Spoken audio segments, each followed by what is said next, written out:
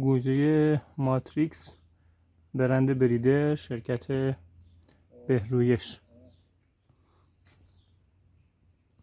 حالا یعنی مثلا من خودم که نمیتونم کامل خودم بشه، یعنی یکی دیگه باید بشه، درسته؟ الان شرکت خصوصی هست و مثلا همکارم میتونه یا خانم من میتونه زمان من شه؟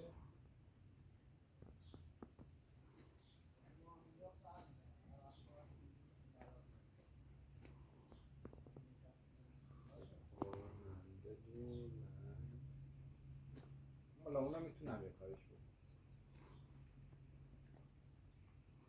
حالا یه کاریش خودم یعنی در واقع من برای دو تا زمان کار من حالا یه کاریش بعدا یه جا دیدم تو سایت نوشته بود مثلا سرپرست خانواده